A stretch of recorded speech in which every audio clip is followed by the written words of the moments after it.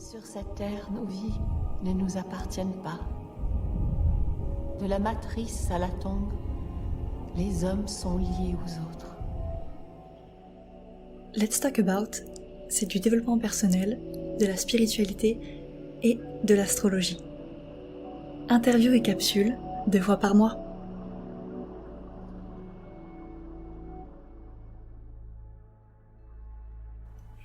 Hello à tous, j'espère que vous allez bien.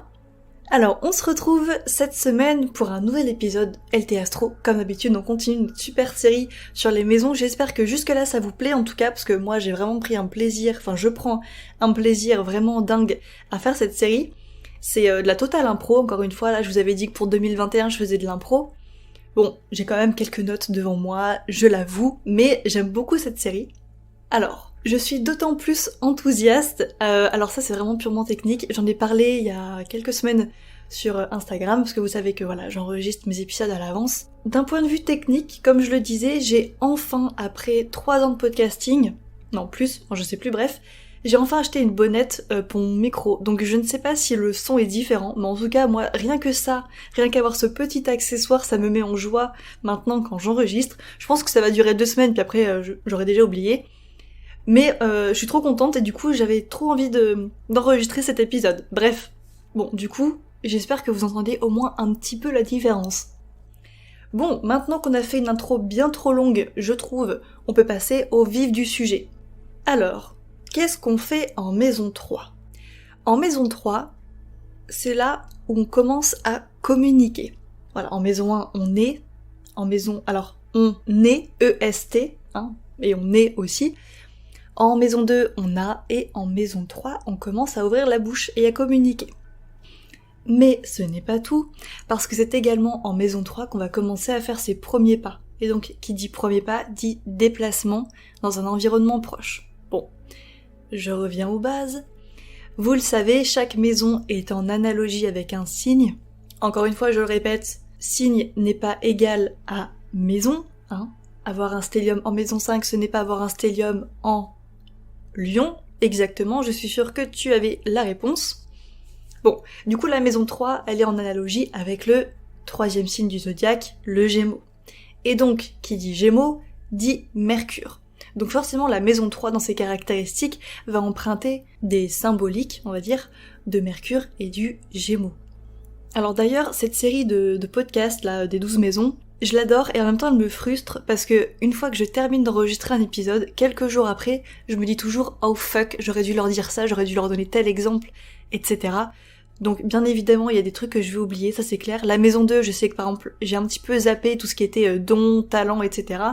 Je voulais vous donner aussi un exemple d'interprétation, et puis en fait je me suis dit voilà, tant pis, c'est pas grave, on va pas revenir dessus. Donc, mea culpa, si j'oublie quelques infos de temps en temps, ne m'en tenez pas rigueur. Je vais essayer de faire du mieux que je peux. Donc voilà, dans tous les cas, si jamais j'ai une idée d'interprétation ou peu importe de quoi d'autre, en général je vous en parle soit sur Twitter, soit sur le groupe Facebook l'Astro Academy. Pour ceux qui n'y sont pas encore, je vous invite à nous rejoindre, soit sur Instagram, enfin voilà, dans tous les cas il y a toujours un endroit où je vais vous en parler, donc si c'est pas sur le podcast, ce sera sûrement ailleurs. Bon, on revient à notre maison 3 du coup. Alors, moi pour être honnête, j'ai pas de planète en maison 3, c'est pas une des maisons qui me parle le plus, donc il y a sûrement des subtilités que je vais pas forcément développer, donc voilà, je vous le dis d'avance. Alors, en général, quand on regarde la maison 3, quand on veut faire une bonne interprétation, on commence par se poser les questions suivantes. Comment est-ce que je communique ? De quelle manière j'apprends le mieux ? Quelle est ma relation avec ma fratrie ? Comment ai-je vécu mes études ? Donc l'adolescence. Comment ai-je vécu mes études primaires. Alors là je fais une grosse parenthèse uniquement pour ceux qui sont déjà bien calés en astrologie. Les débutants en astrologie, fermez les oreilles parce que je vais dire plein de gros mots.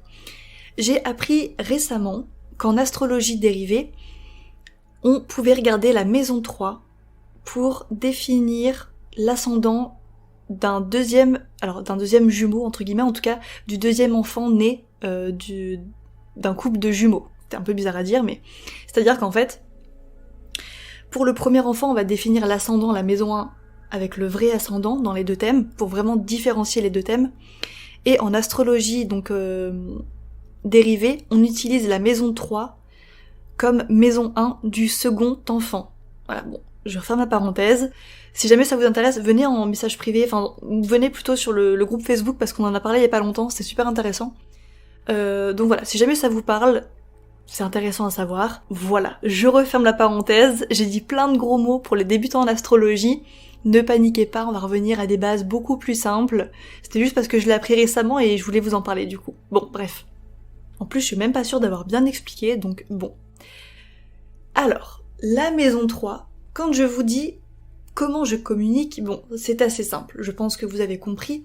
La maison 3, effectivement, c'est là où on a appris à parler dans notre enfance, c'est en maison 3. Et puis c'est également la manière dont on parle, dont on communique.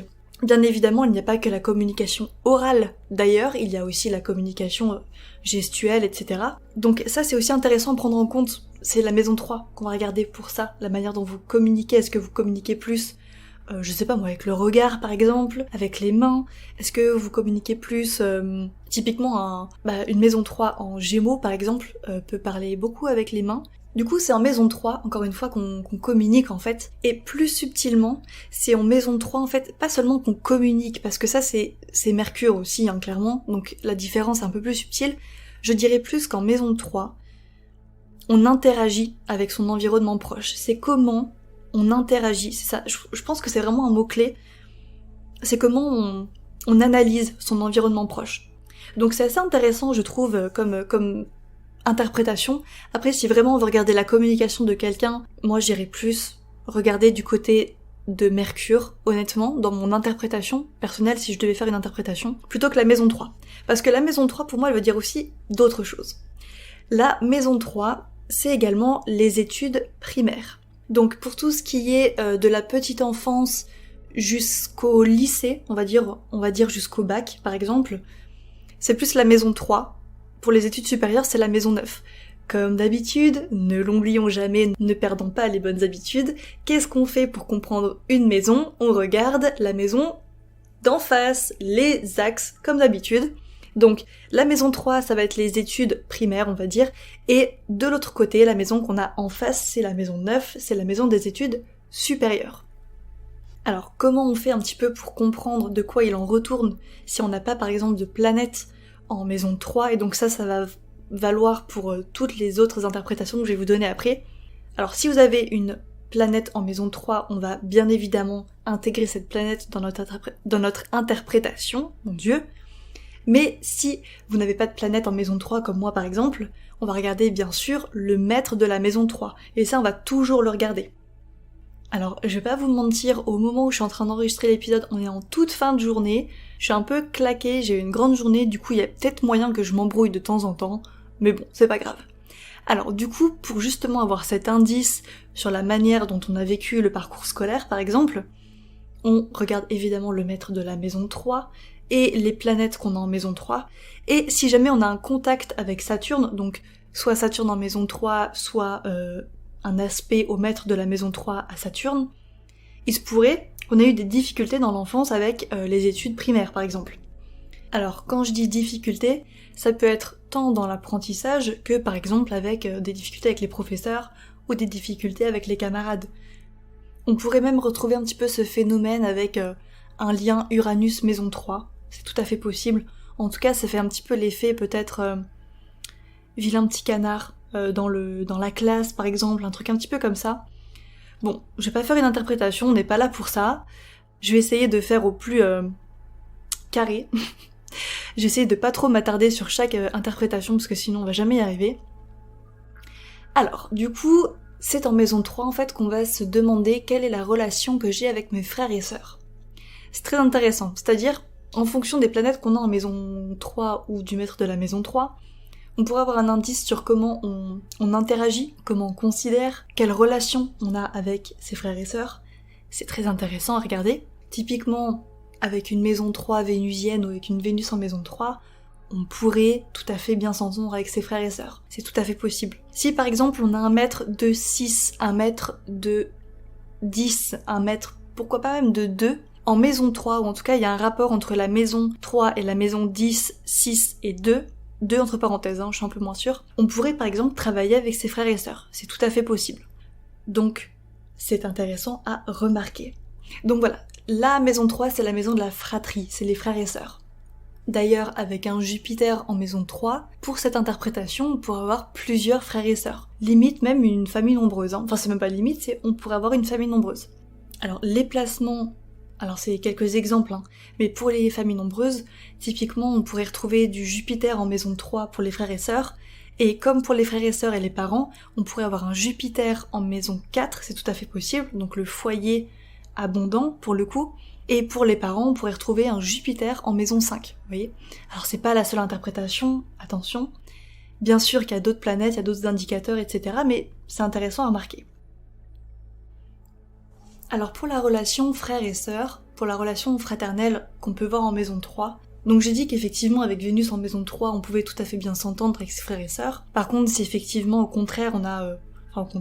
si on a par exemple une maison 3 en lien avec Mars, Pluton, Saturne, on pourrait avoir des relations conflictuelles avec ses frères et sœurs, c'est pas du tout impossible, ou en tout cas avec au moins l'un d'entre eux, si on en a plusieurs.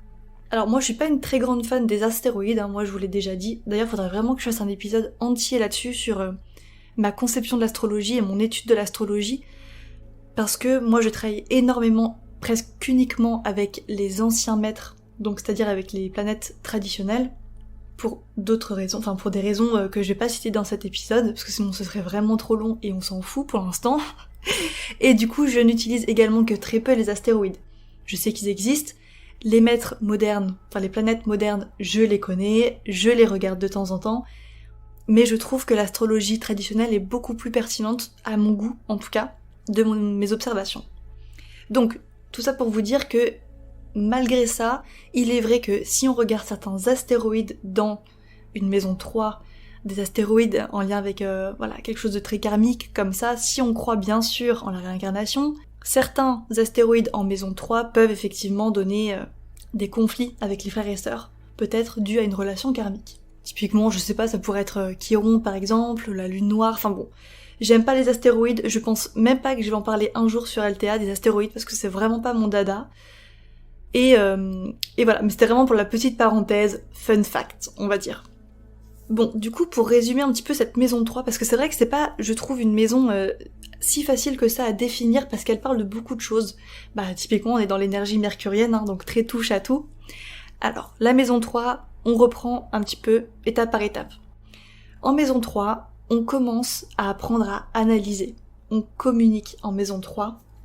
On commence à appréhender son environnement proche. D'ailleurs, je l'ai pas dit, j'aurais dû le dire, mon Dieu, heureusement que j'y pense. La maison 3, c'est également son voisinage. La maison 3, c'est les petits déplacements, c'est vraiment un quartier, si vous voulez, la maison 3. C'est vraiment tout ce qui a rapport avec son environnement proche, donc son voisinage, comme je l'ai dit. C'est ses voisins en maison 3. Typiquement, si vous avez un mauvais rapport avec vos voisins, essayez de regarder un petit peu ce qui se passe dans votre maison 3, ça pourrait être intéressant. Ou alors s'il y a eu une grosse dispute un jour avec vos voisins, ce serait intéressant de regarder un petit peu les planètes qui ont transité dans votre maison 3, voilà, quelque chose comme ça peut être très intéressant à analyser. Donc voilà. En maison 3, on commence à appréhender vraiment son environnement proche, on commence à découvrir un petit peu ce qui se passe autour de nous. Tiens, voilà, maintenant que je suis née, donc la naissance, donc je suis en maison 1, j'ai en maison 2, et en maison 3, je commence à découvrir en fait. Je commence à découvrir ce qui se passe autour de moi, dans mon environnement proche, on retient vraiment bien ce mot-clé en tête. Donc ça va être le voisinage. Qui sont les premières personnes qu'on commence à découvrir dès son plus jeune âge? Ça va être ses frères et sœurs, ça va être nos compagnons de vie depuis notre naissance. Donc la maison 3, c'est la fratrie. Plusieurs planètes en maison 3, ça pourrait même indiquer plusieurs frères et sœurs. Et, alors, c'est un petit peu plus subtil que ça, l'astrologie, vous savez que c'est pas forcément que ça, mais typiquement, si vous avez... Alors, Jupiter en maison 3, je reviens là-dessus.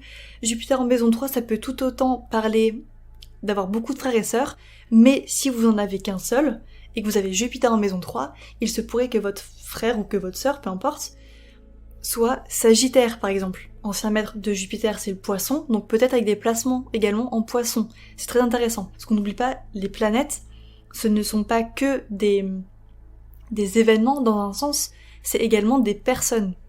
Donc avec Jupiter en maison 3, c'est pas impossible d'avoir un frère ou une sœur qui représente, qui incarne cette énergie jupitérienne. Bon, alors du coup, on a dit qu'effectivement c'était les petits déplacements, la maison 3, on a dit que c'était la fratrie, on a dit que c'était l'environnement proche. La maison 3, c'est aussi également comment vous mettez à profit un petit peu votre environnement proche, votre relation, encore une fois, à l'environnement proche, comment vous vous en servez au quotidien, on va dire. Bon, là c'est un petit peu plus léger comme interprétation.